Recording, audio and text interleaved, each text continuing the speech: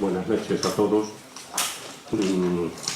Bueno, vamos a seguir con este ciclo de conferencias, como saben, conmemorativas del 500 aniversario de la fundación del convento de Santa Ana.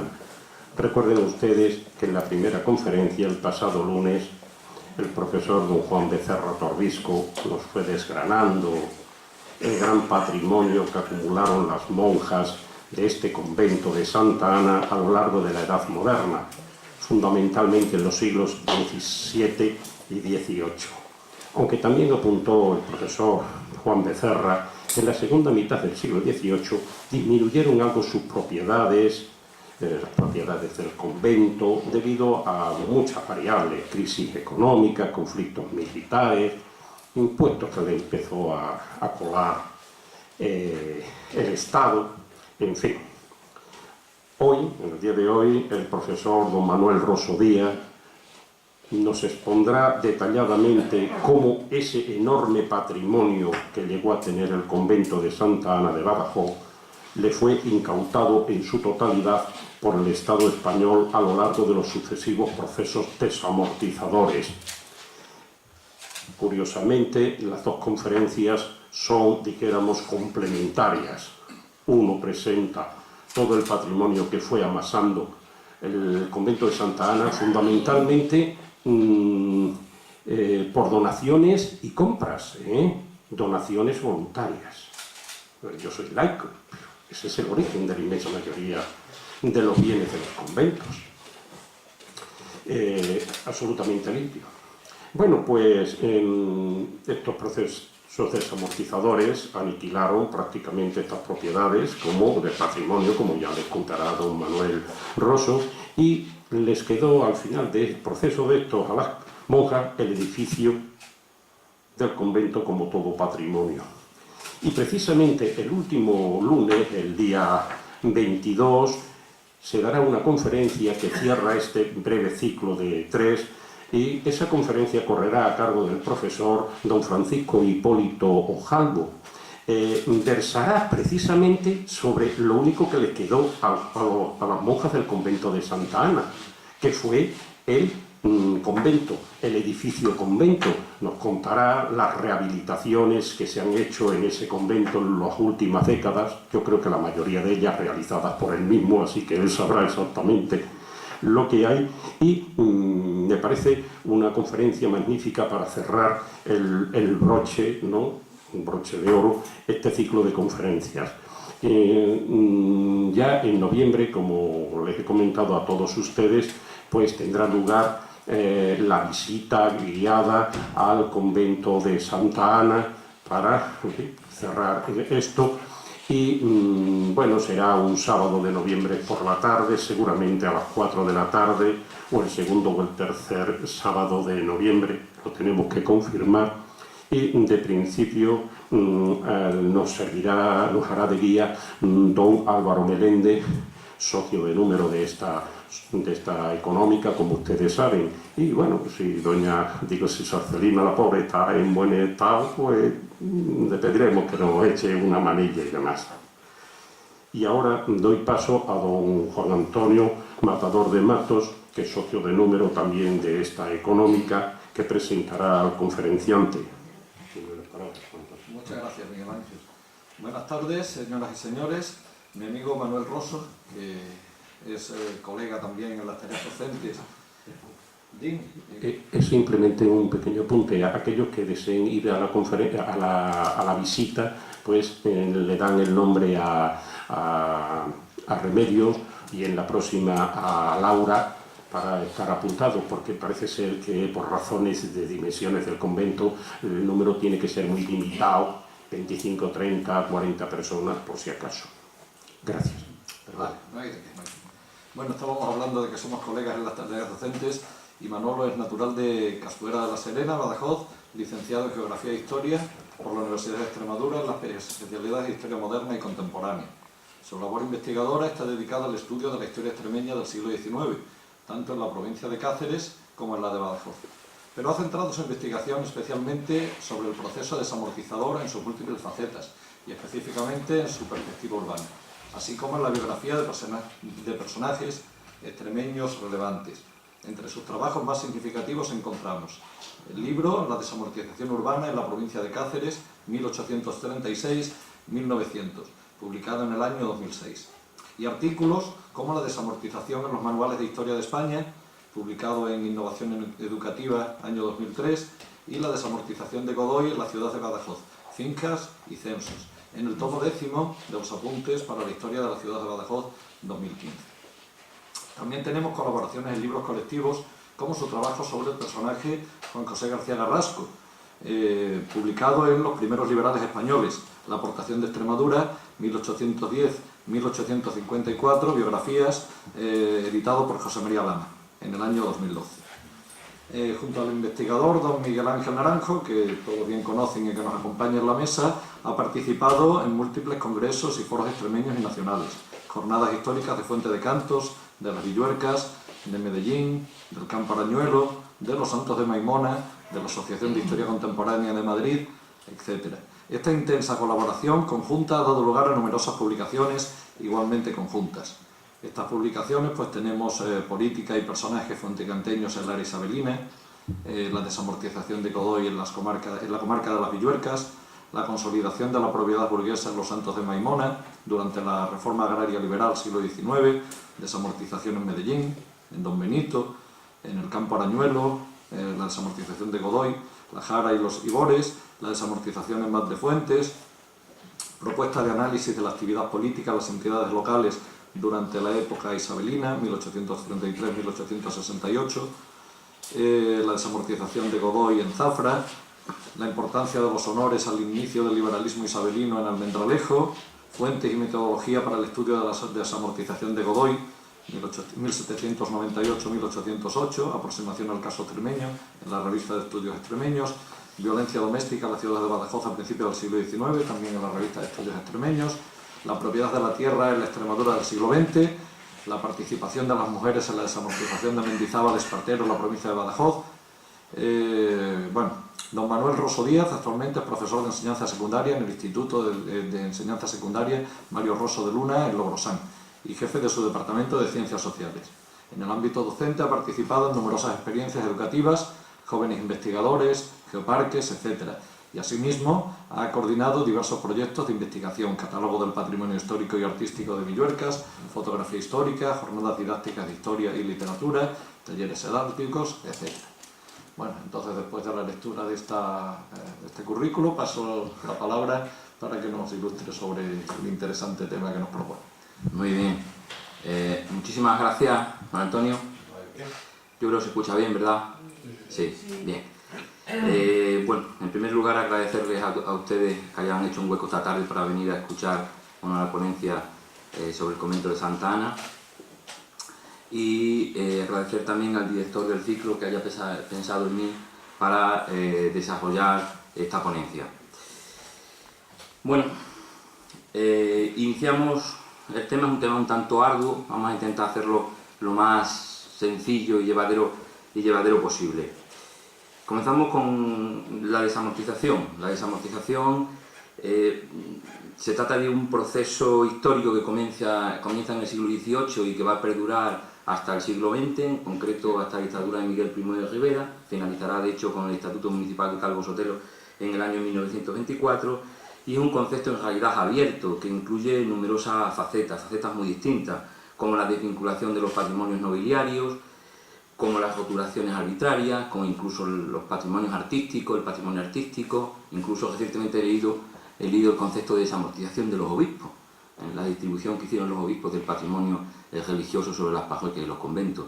Por lo tanto, es un concepto, el de desamortización, bastante abierto. Nosotros nos vamos a ceñir a la definición que nos da el historiador del derecho Francisco Tomás y Valiente, que consiste básicamente en la apropiación por parte del Estado español de los bienes del clero regular, secular, órdenes militares para su posterior venta en subasta pública y de las instituciones civiles, ayuntamientos y hospitales, institución pública. Bien. ¿Qué tipos de bienes fueron los que se vendieron? Bueno, dehesas, tierras de cultivo, huertas, olivares, viñedos. Bienes urbanos, pues casas, conventos, hospitales, establecimientos industriales, etc. Así como los censos, que eran cargas que gravaban, en líneas generales, las fincas de un propietario. Bien, el Estado vendía este tipo de bienes en pública subasta una vez que los peritos tasadores lo tasaban.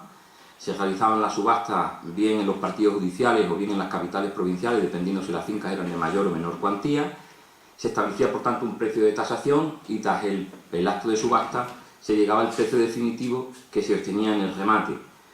Los bienes enajenados se convertían en propiedad privada y plena ya de su titular. Además, también se inició el proceso del desarrollo de la redención de censos. La redención de un censo consistía en que el Estado censualista recibía por parte del individuo cuya finca soportaba el censo la cantidad de dinero necesario para liberarla de dicho censo. Deben ustedes recordar que un censo se constituye como un préstamo hipotecario. En realidad los conventos actuaban como bancos en el antiguo régimen. Un préstamo hipotecario por el que se somete a un inmueble al pago de una pensión anual como interés de una suma de dinero recibida previamente.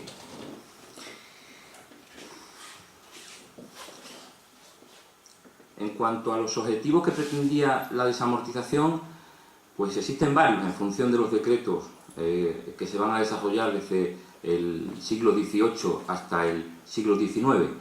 Pero va a haber uno que sí va a ser transversal a todos los decretos, y va a ser la necesidad de disminuir la deuda pública. Evidentemente nos vamos a encontrar decretos desamortizadores vinculados al antiguo régimen, como va a ser la desamortización de Godoy y la desamortización de los jesuitas, y ya en época liberal nos encontraremos la desamortización josefina y gaditana de escasa incidencia para nuestro ámbito de estudio, para el convento de Santa Ana, la desamortización del tienio liberal, que tuvo un escaso desarrollo también en nuestro caso, y la desamortización de Mendizábal, Espartero y Madoz, que sí tuvo una especial incidencia. ¿Quiénes fueron los beneficiarios? Bueno, las clases bajas tuvieron, como se pueden imaginar, una participación irrelevante en la subasta. ¿Quién podía acceder a asistir a los actos de subasta? Pues aquellos que tenían renta suficiente como para poder derivar parte de sus ingresos hacia la compra de ese tipo de bienes. ¿Y quiénes eran esos colectivos? ¿Quiénes eran esos beneficiarios? Bueno, pues la gran burguesía rural y urbana, la nobleza extremeña y la burguesía madrileña, muy activa en nuestra región. A finales del siglo XVIII, y ya para irnos ubicando, en Extremadura existían 178 edificios conventuales. Las casas conventuales se situaron, como sucedía en buena parte de la geografía nacional, en tres áreas principales: despoblados, áreas urbanas y en la periferia urbana de municipios y ciudades. Las áreas urbanas eran los lugares preferidos para la ubicación de buena parte de las casas conventuales. Las rentas y riquezas que la población urbana generaba en forma de donaciones o de limosnas resultaban vitales para mantener la supervivencia de las propias órdenes, y más aún en el caso que nos ocupa aquí en Badajoz, dado el carácter fronterizo de la ciudad. En Badajoz, simplemente es una idea que nos va a permitir enmarcar lo que vamos a poner a continuación. En Badajoz era la ciudad extremeña que contaba a finales del siglo XVIII con mayor número de conventos, en concreto 12, seguido de Trujillo, que serán 10.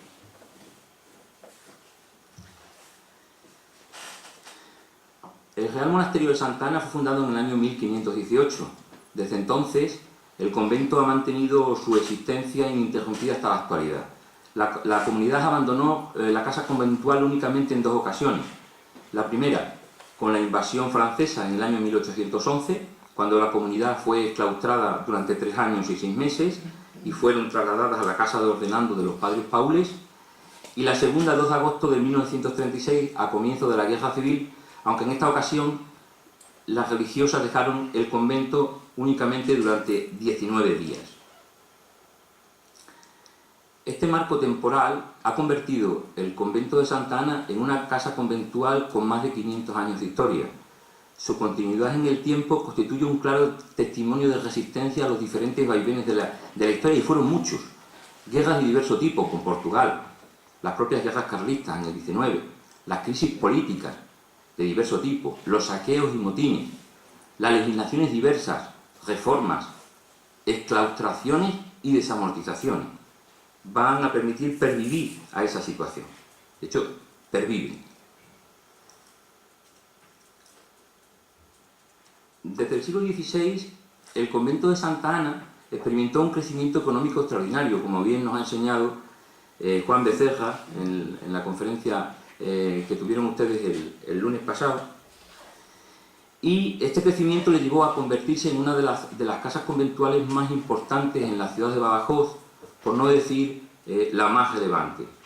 En el siglo XVII, el convento de Santa Ana recibió una importante herencia patrimonial en la concordia de los padres claustrales del convento de San Francisco, una herencia que llevaba muchísimas cosas, desde luego no era pequeña.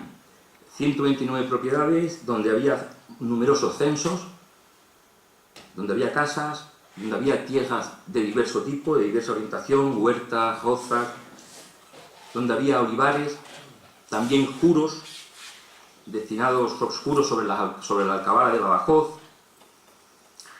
Bien, esta herencia que recibe el convento de Santa Ana lo va a convertir en un ejemplo claro de gestión empresarial con notable éxito a nivel económico y con un extraordinario peso en la ciudad de Badajoz.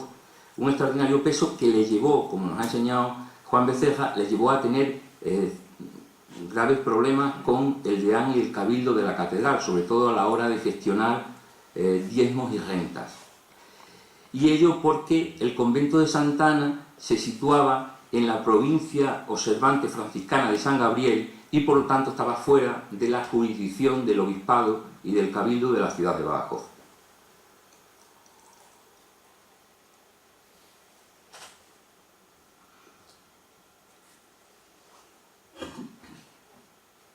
La decadencia se iniciaría en la segunda mitad del siglo XVIII de una manera lenta y progresiva de parte de sus bienes. Pero esto no era algo excepcional, no era algo que solo le sucediera al convento de Santa Ana. En realidad, esa decadencia, como Barrio Gonzalo nos ha señalado para todo el solar peninsular, se va a producir de manera general en todo el país. Afectó a los conventos masculinos, sí, y también a los femeninos, especialmente a los conventos femeninos. Los distintos decretos desamortizadores terminaron desmantelando en gran medida el patrimonio rústico y urbano que atesoraba el convento de Santa Ana, y empezaremos, como ya he señalado antes, por la desamortización de Godoy, posteriormente por la desamortización de Mendizábal Espartero y finalmente por la desamortización de Madoz. Ahora bien, les quiero llamar la atención sobre un aspecto. El convento de Santa Ana no fue desamortizado en ninguna de las fases desamortizadoras, parece una redundancia, y por tanto su comunidad nunca fue exclaustrada. Por el contrario, la Junta Diocesana de Badajoz permitió salvar el convento y convertirlo en una casa conventual destinada no solo a mantener su propia orden, sino a concentrar otras casas conventuales, que sí fueron exclaustradas, bien de la propia ciudad de Badajoz o incluso de la propia provincia. Me refiero al convento de Santa Lucía, al convento de la Madre de Dios, al convento de Santa Catalina Mártir. Es más, la desaparición y pérdida de su patrimonio artístico, cuando existió, se debió a conflictos históricos puntuales y no a procesos vinculados a la exclaustración y posterior venta del edificio conventual. Ahora bien, esta circunstancia no evitó la vertiente desamortizadora, y ello porque, aunque el convento y la comunidad subsistieron, sus propiedades sí fueron subastadas y vendidas en pública subasta. A continuación pasaremos a la desamortización de Godoy. La desamortización de Godoy se centró de manera prioritaria en la enajenación del patrimonio de las instituciones paraeclesiásticas, en concreto cofradías, capellanías, obras pías y memorias, que van a tener una función benéfico-asistencial, devocional, religiosa y en menor medida el clero regular. Por tanto, el objetivo de la legislación desamortizadora en un principio no fueron nunca los conventos. Finalmente, al final de su periodo legislativo, sí se establecen una serie de breves papales que permiten la venta de las propiedades conventuales. De hecho, en las cofradías, las capellanías, las obras pías y las memorias van a concentrar, no les quiero dar muchos datos, el 61% de los bienes desamortizados y el 55% del remate. Es más, muchas de estas instituciones paraeclesiásticas tenían su sede en los conventos y las parroquias, pero sucede como sucede ahora muchas veces. Actualmente hay muchas cofradías que tienen su sede en la iglesia parroquial. Bueno, exactamente sucedía también en este periodo, de tal manera que muchas instituciones paraeclesiásticas se organizaban desde los conventos, desde las parroquias, y en este caso tenemos como, por ejemplo, el convento de Santa Ana administraba la obra pía de don Francisco de Aldana, que perdió 6 bienes por algo más de 32.000 reales. Se vendieron en el periodo de la desamortización de Godoy 4 propiedades, 3 fincas urbanas y una finca rústica por un valor ciertamente importante, más de 140.000 reales, con una finca media bastante elevada, superior a los 35.000 reales, y muy elevada a la finca media del creo regular de la ciudad de Badajoz, situado en 12.000 reales. ¿Qué quiere decir esto? Que se vendieron pocos bienes, es cierto, pero muy caros. Se vendieron pocos bienes, pero muy caros.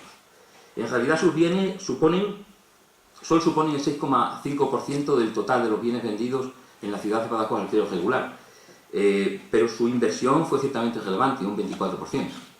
No es ninguna tontería. Sus valores se vieron superados únicamente por el clero zafrense, en concreto por el convento de Encarnación y Mina, con un remate superior a los 200.000 reales.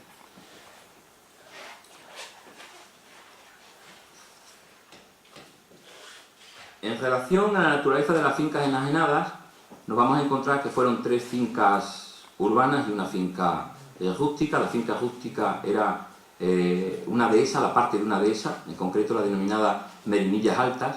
Esta dehesa se va a vender en lotes. El primer lote lo vamos a encontrar en la desamortización de Godoy y el segundo lote se va a vender definitivamente en la desamortización de Mendizábal, como luego veremos. Tuvo un éxito importante, fíjense ustedes la inversión realizada superó los 100.000 reales, no es poca cosa para aquellos años. Y por otro lado vamos a tener las fincas urbanas, que en concreto fueron 3 casas con un alto valor medio, y con un alto valor medio porque fueron muy valoradas. ¿Y por qué fueron muy valoradas? Porque lo que no existía en la ciudad de Badajoz en ese momento era suelo urbano.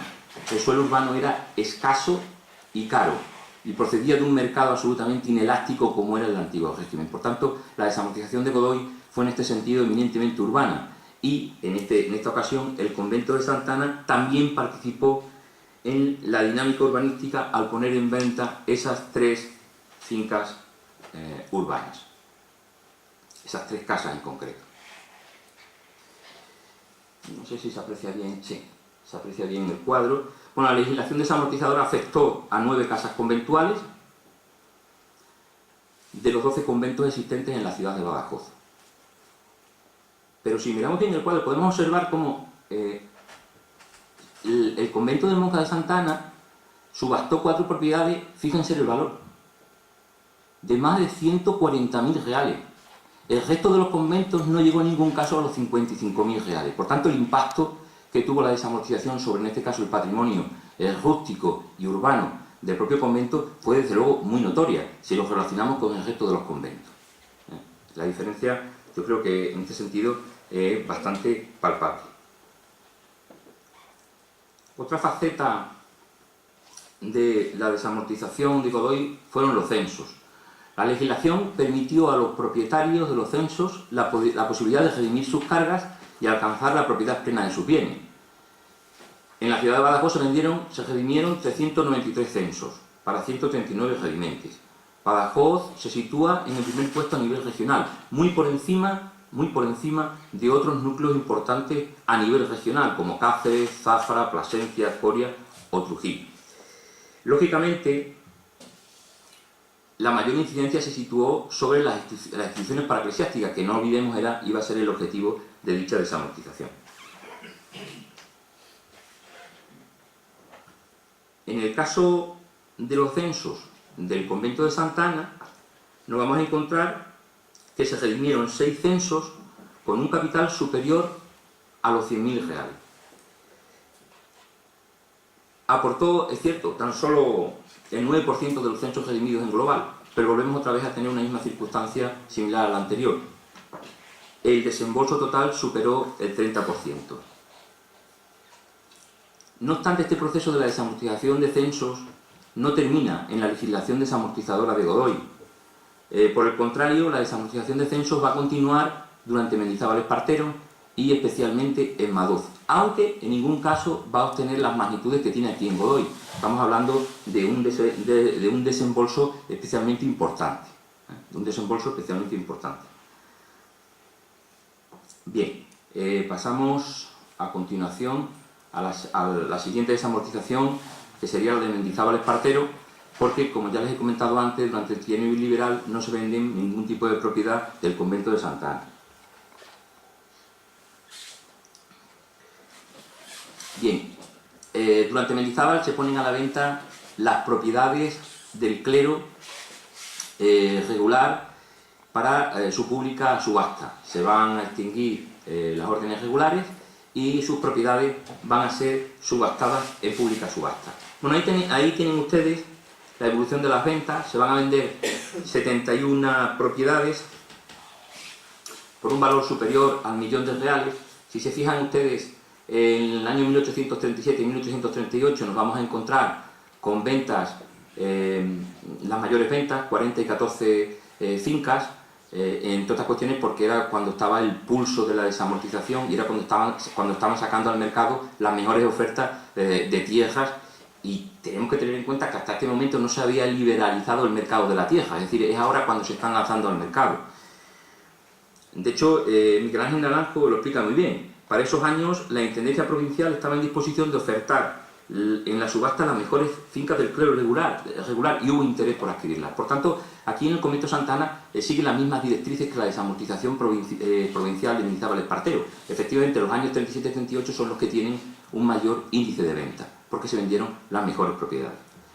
A partir del 40 empieza a languidecer por varios factores. En primer lugar, hay un retraimiento de la subasta porque las principales fincas ya se han vendido, y en segundo lugar, porque el clero secular iniciaba su fase desamortizadora. Pero claro, nosotros nos estamos situando en una casa conventual regular, por tanto, la incidencia resultó considerablemente menor. Bueno, ahí pueden observar los datos totales de las fincas rústicas y las fincas urbanas. Como pueden ver, en las fincas urbanas solo fueron 14 fincas urbanas, con un valor medio de 18.000 reales y una cotización de 136%, frente a lo que vamos a encontrar en las rústicas. 57 fincas rústicas, pero el valor medio es menor y la cotización también va a ser menor. ¿Qué quiere decir esto? Bueno, pues efectivamente se vendieron más propiedades rústicas, pero estas tuvieron un menor valor y fueron menos cotizadas en la subasta, en el proceso de subasta.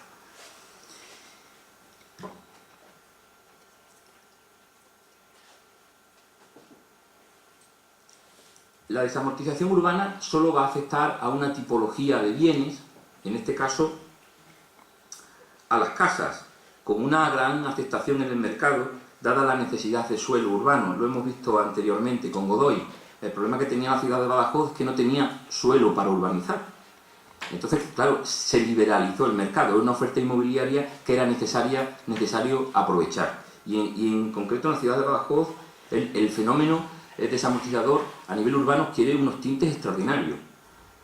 Miguel Ángel Naranjo ha establecido que de las 227 casas vendidas en el periodo desamortizador de Mendizábal Espartero, se movió en torno al 10,45% del caserío de toda la ciudad. Las 14 casas del convento de Santa Ana van a suponer solo un 6% y el 0,64% del caserío. Pero fíjense, si sumamos el proceso desamortizador de Godoy más el proceso de Mendizábal Espartero, terminaron por mover en conjunto el monto total, el bloque total, algo más del 33% del caserío de la ciudad. Y para que se hagan una idea, en Cáceres se movió el 8,5%, en Plasencia el 10%, Granada un 10%, Sevilla un 11%. Es decir, la importancia, por tanto, fue muy considerable de la desamortización urbana a la hora de liberalizar el mercado inmobiliario. En el análisis de este tipo de desamortización nos vamos a encontrar que se pueden establecer tres grupos en función de la inversión realizada por calles. Claro, había calles que se invertía mucho más porque tenían mayor valor y calles donde el precio de remate medio era mucho más bajo porque simplemente las viviendas, bueno, no eran tan apreciadas en el mercado. Calles con más de 300.000 reales, calles de remate entre 300.000 y 100.000 y calles de menos de 100.000 reales. La finca de mayor remate, superior a los 300.000 reales, se situarían en las calles actuales de Menacho, Madre de Dios y Obispo San Juan de Ribera. Las fincas urbanas enajenadas al convento de Santa Ana se situarían en el tercer grupo, que son las que ustedes están viendo ahí en la pantalla, con un nivel de inversión inferior a los 100.000 reales. Únicamente debemos destacar las tres casas de las calles de Santo Domingo, integradas en el bloque 2 a tenor de su alto valor medio.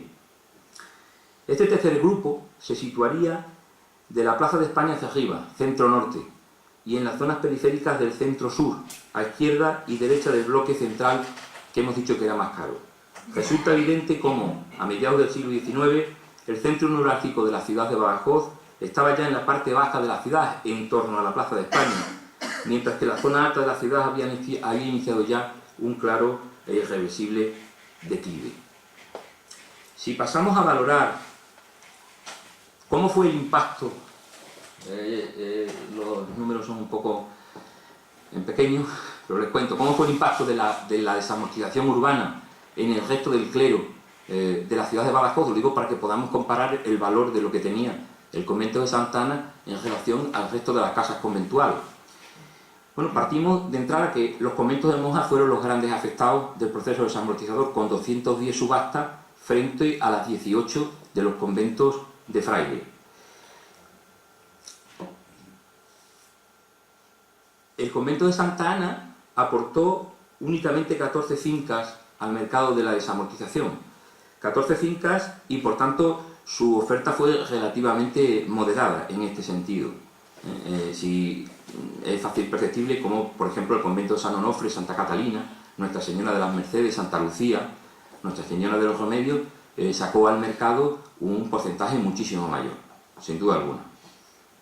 Se mostró por encima de los conventos masculinos, eso sí es cierto, y luego su valor medio fue un valor medio que se sitúa en séptimo lugar en relación al resto de los valores medios de conventos de monjas y de frailes. Por tanto, tiene una posición intermedia a nivel de impacto en la desamortización sobre las fincas urbanas. Si pasamos a la desamortización de bienes rústicos, debemos decir que evidentemente no es comparable la desamortización de propiedades rústicas con las propiedades urbanas. Lógicamente, en la desamortización de propiedades rústicas nos vamos a encontrar un volumen y una tipología de bienes que no existen en el ámbito urbano. De hecho, nosotros hemos visto que en la desamortización del convento de Santa Ana no se vende ningún edificio industrial, solo se vende una tipología de bienes, que son las casas. En cambio, en la desamortización rústica nos vamos a encontrar una mayor tipología de bienes que salen a subasta. En concreto, las dehesas, que se van a vender o bien enteras o en lotes, ahora lo veremos, las tierras, las rozas y las huertas.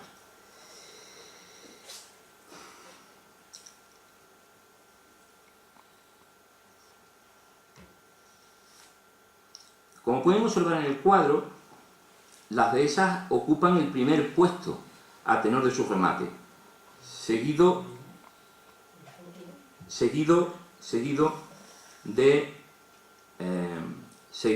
las rozas, de la tierra y de la huerta.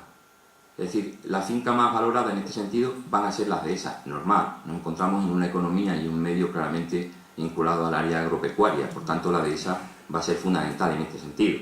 Si nos centramos en su valor medio, las dehesas con 41.374 reales siguen ocupando el primer puesto muy por encima de las restantes tipologías. Efectivamente, las dehesas fueron las más caras y en parte porque, como he dicho antes, se configuraban como grandes propiedades rústicas adaptadas a las necesidades agropecuarias del territorio extremeño. Se dedicaban fundamentalmente al pasto para el ganado ovino y vacuno, en régimen extensivo, a la montanera para el ganado de cerda e incluso para el cultivo de cereal en buena parte de la superficie. El convento de Santa Ana aportó al proceso, como estoy diciendo, 11 unidades de remate, 2 de esas que van a ser enteras y las 7 de esas repartidas en lotes, divididas en partes. Ya les recordé, en el caso de las Merinillas Altas, cómo la primera parte de esta dehesa se había desamortizado en Godoy por algo más de 115.000 reales y cómo ahora va a volver a salir ese otro lote en la desamortización de Mendizábal Espartero.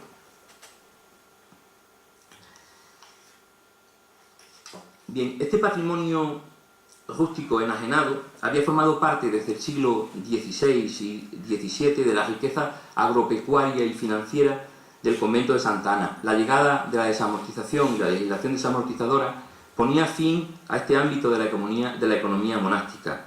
Las fincas simplemente serían subastadas y enajenadas. Las dehesas fueron determinantes en el proceso desamortizador en la provincia de Badajoz y en Badajoz. De hecho, la desamortización de este tipo de fincas tuvo una especial incidencia en 3 partidos judiciales, Villanueva de la Serena, Llerena y el propio de Badajoz, con una gran incidencia en este marco territorial. En el marco de la superficie global transferida, durante este proceso, nosotros estimamos que la superficie rústica enajenada al convento de Santa Ana se situaría en unos valores cercanos a los 2.375 hectáreas. Lógicamente, las dehesas aportaron el peso más relevante, con el 55% de la superficie, claro, porque eran propiedades y fincas que necesitaban muchísimo espacio, muchísima superficie para su desarrollo. Los valores medios por hectárea resultaron diferentes. Lógicamente, la dedicación de cada tipología y su extensión nos permiten entender esta diversidad, atendiendo al valor medio por hectárea. La dehesa se quedaba en 347, la tierra en 928, la roza en 226 y la huerta en 3.239. Y en parte es lógico, era menos espacio y además escaso. Por tanto, su precio era mayor. Si entramos, como que es el cuadro que tienen ustedes detrás, a valorar cómo fue el impacto de la desamortización de las propiedades rústicas en la ciudad de Badajoz, entre el clero regular de la ciudad de Badajoz, encontramos una situación muy similar que ya vimos con las propiedades urbanas, y es que los conventos de monjas fueron los grandes perdedores en el proceso desamortizador. 247 bienes se le enajenaron a las monjas frente a los 16 bienes que le enajenaron a los frailes. Evidentemente, los resultados a nivel de desembolso y de remate tienen que ser claramente distintos. 1.800.000 para las monjas y algo más de 600.000 para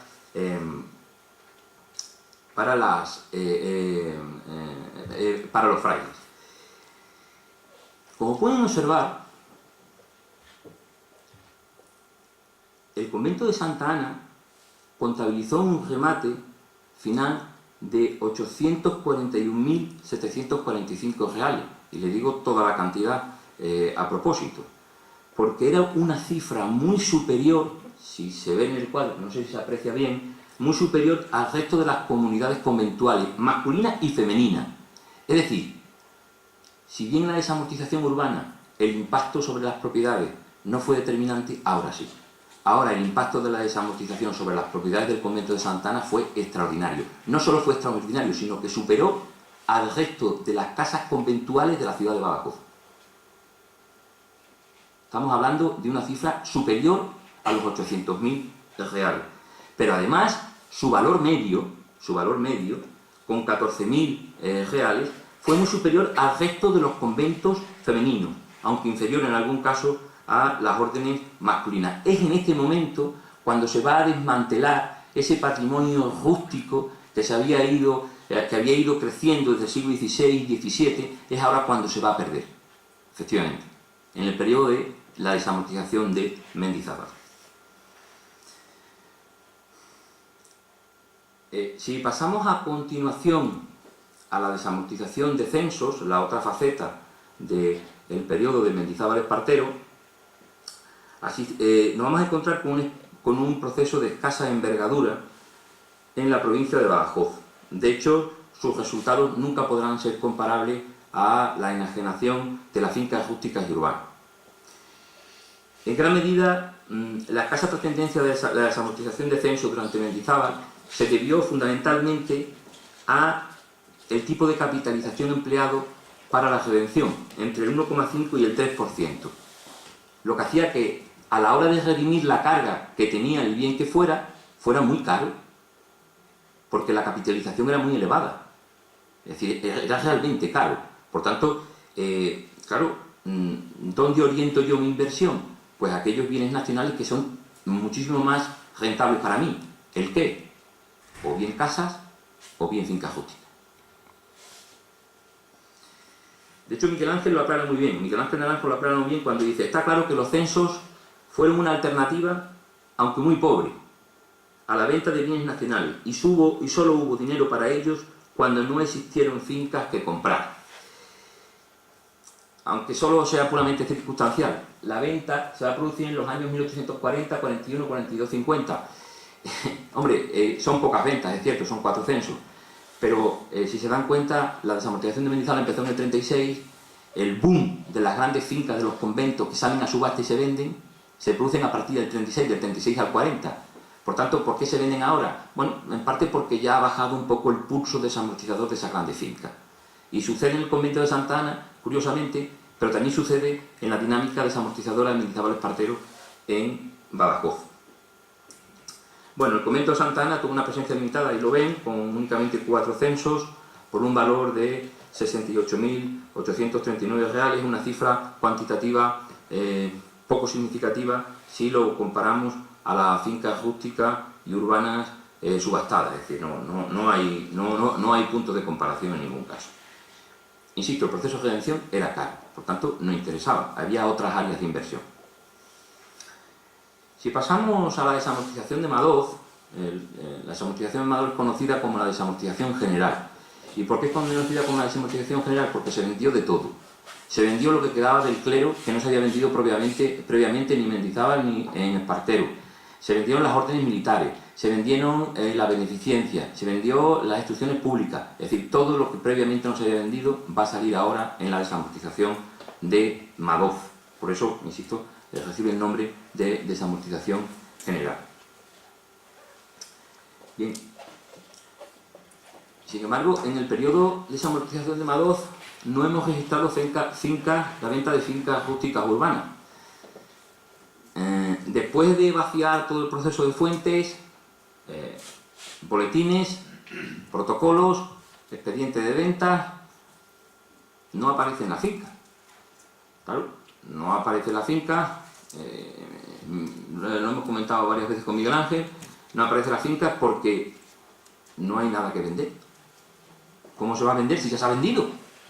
Por tanto, no existe patrimonio ni rústico ni urbano susceptible de ser vendido, con lo cual no hay procesos de subasta. Únicamente si asistimos a la redención de censos. Los censos sí van a experimentar un cambio considerable.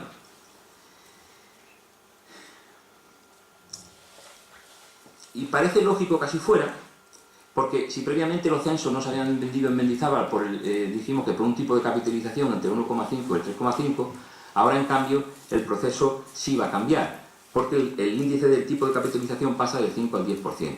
Eso por un lado. Por otro lado, las grandes fincas desamortizadoras que se vendieron en Mendizábal ya no van a existir en Madoz, con lo cual todo eso va a impulsar que el proceso de redención se desarrollara, tuviera una fase expansiva en el periodo de la desamortización de Madoz. Por otro lado, el Estado gastaba bastante dinero en administrar los censos y en el cobro de la renta.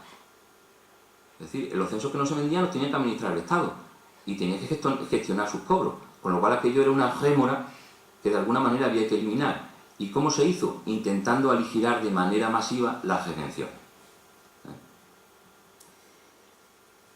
Este proceso de hacer más barato la redención de los censos, porque en realidad esa es la diferencia, en Mendizábal los censos eran más caros, en Madoz los censos van a ser mucho más baratos a la hora de conseguir la redención. Hizo pensar en un primer momento que era el momento de las redenciones masivas, la oportunidad para los campesinos, los labradores y los pequeños propietarios. Luego veremos que exactamente no fue así, al menos aquí en Badajoz, como ahora les comentaré.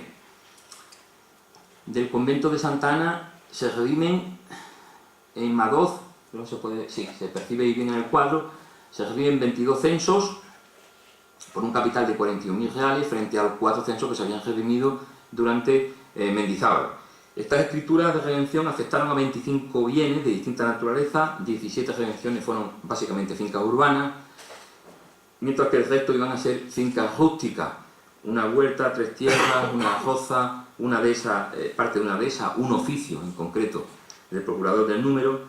Se contabilizaron finalmente 21 redimentes con un valor medio cercano a los 2.000 reales y donde se van a imponer los vecinos de la ciudad de Badajoz. No asistimos a un proceso de redención masivo por parte de las clases medias bajas. Por el contrario, más del 50% de los redimentes que aprovechan la ocasión de un tipo de capitalización más elevado pertenecen a la élite política y económica de la ciudad de Badajoz. Es decir, que las clases medias bajas participaron poco en el proceso de redención. ¿Se redimieron más censos en Madoz? Sí, es cierto. Pero más que Mendizábal Espartero. En concreto un 84% más. Pero la inversión resultó inferior. En concreto un 37%. Y resulta lógico que así fuera. Por las diferencias de la capitalización básicamente. Y por tanto, si en Madoz la capitalización era mayor, el beneficio relativo para el Estado va a ser menor. Es decir, el Estado ganaría mucho más dinero en Mendizábal Espartero, pero como en Madoz el objetivo era liberarse de las cargas, había que acabar sacando al mercado todos esos tipos de censos y convertirlos en propiedades plenas de sus propietarios. Bueno, he terminado, simplemente ahí les doy, ya cuando vean ustedes la publicación, pues podrán ver las diferentes escrituras de censo en la publicación respectiva. Muchas gracias por escucharme. Gracias.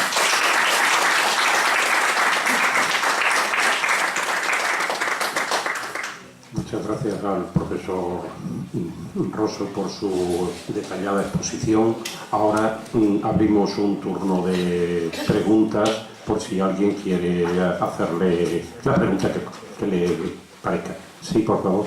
Sí, pues que me ha gustado mucho su conferencia, don Manuel. También tengo un libro suyo.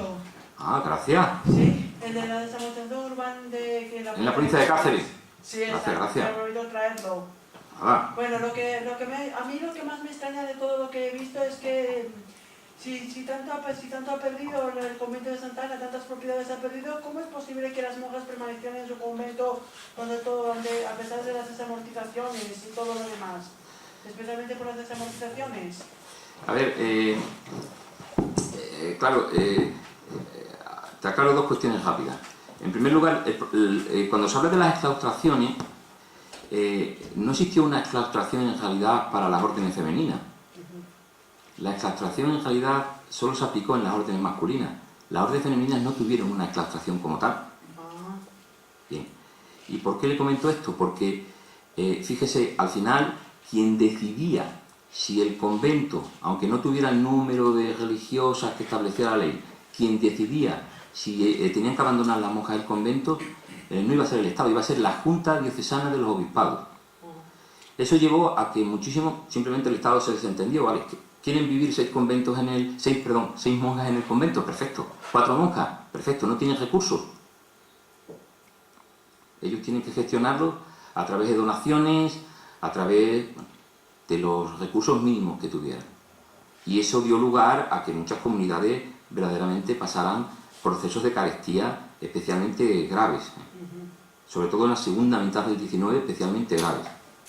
Claro, porque habían perdido los recursos. El convento de Santa Ana es un ejemplo, ¿no? El convento de Santa Ana tiene una propiedad rústica y urbana extraordinaria. Era un auténtico modelo de gestión empresarial, hablando del nivel de Guadalupe, ¿no? Del monasterio. Es decir, era una gestión empresarial. En marco marcos distintos, el marco urbano también distinto, pero una gestión empresarial extraordinaria. Y claro, luego tienen que sobrevivir en unas condiciones verdaderamente... Pero no solo sucedió aquí, quiero decir en general. El barrio Gozalo, el que le he comentado antes, que analiza las órdenes regulares, tiene publicado un trabajo sobre Segovia, que analiza un caso similar